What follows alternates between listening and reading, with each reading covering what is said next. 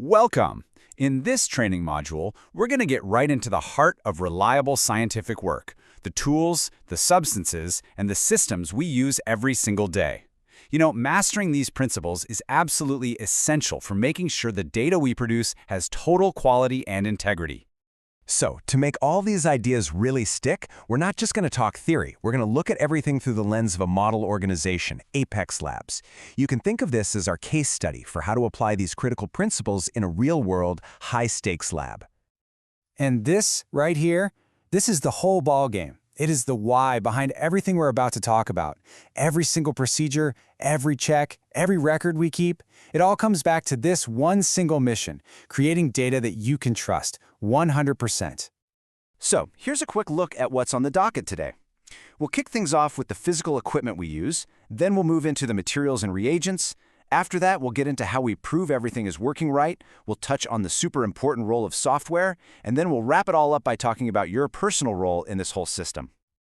Okay, let's dive right into Section 1. We're talking about apparatus. And that's a pretty broad term, right? It covers everything from a simple little balance all the way up to a super complex analytical instrument. These are the fundamental tools of our trade. So, good laboratory practice, or GLP, lays out these core requirements for every piece of gear we use. And look, I get it. Phrases like suitably located or appropriate design can sound a little fluffy, right? But what it really means in practice is that we have to define and document why a piece of equipment is right for a specific job. Its location, its sensitivity, its capacity, and most importantly, we have to ensure it won't mess with the study itself. At Apex Labs, we take those big GLP ideas and boil them down into a super clear, totally non-negotiable protocol. Every piece of apparatus is on a schedule to be inspected, cleaned, maintained, and calibrated. But here's the kicker. Doing the work is only half the battle. If it isn't documented, it might as well have not happened. We keep detailed records for every single one of these steps. Let's zoom in on calibration for a sec, because this is absolutely critical, especially for anything that measures. This isn't just about fiddling with a knob until it gives the right number. No, it's a formal, documented process that proves our measurements are bang-on accurate. And by making sure our calibrations trace back to national or even international standards, we're basically plugging our lab's results into a global benchmark for accuracy. Okay, so our machines are in check. But what about the stuff we put into them? Let's move on to materials and reagents. Because the quality of our work doesn't just hinge on our hardware. It also depends on the purity of everything that touches our test systems. Now, this is a really important distinction to get. We split things into materials and reagents. For materials, think animal bedding, cleaning stuff, cages. The main worry there is just making sure they don't interfere with or contaminate the study. But for reagents, that's a whole different story. We need to know exactly what it is, its strength, and how long it's good for. Both need tight controls, but for very different reasons. And that is exactly why we are absolute sticklers about labeling our reagents. Every single container has to have this info, clear as day. This isn't about being tidy. It's about eliminating any guesswork, any ambiguity, so that when you grab that bottle, you know precisely what you're working with and that it's safe to use. Okay, so our equipment's calibrated, our reagents are pure, we're all good, right? Well, not so fast.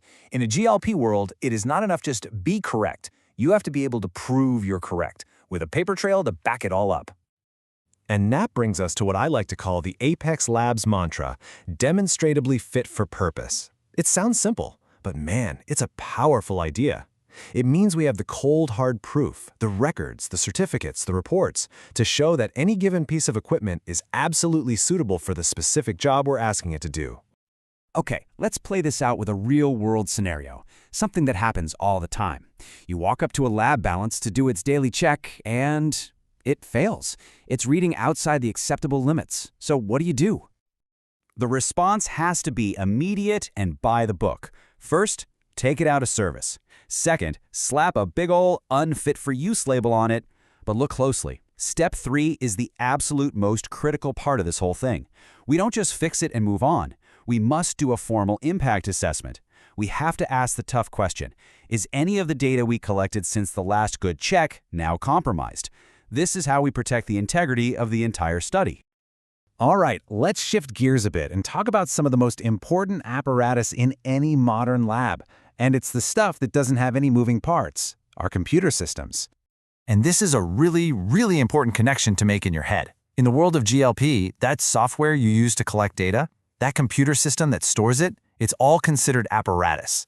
That means every single principle we just talked about, inspection, maintenance, fitness for purpose, it all applies to software too.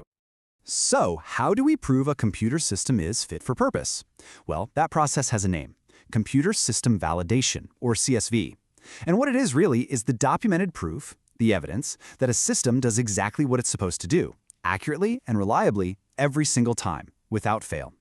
And here's the thing: validation isn't something you just do once and forget about. It's a whole life cycle. It starts before the system is even in the lab, with defining what it needs to do.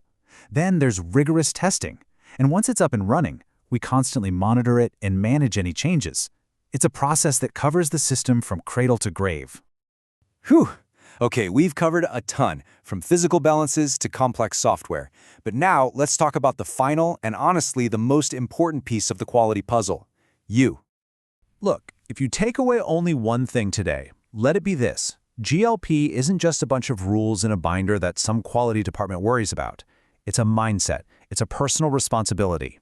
Your attention to detail, double-checking that label, running that daily check, documenting everything, that's what makes this whole system work. It's what protects our data, our work, and ultimately public safety. So as we finish up, I'm going to leave you with a question to chew on. Think about what you're doing tomorrow at your station. How are you going to apply this principle of being demonstrably fit for purpose? Because really, understanding and living that one simple idea, that's the real key to excellence in a GLP environment.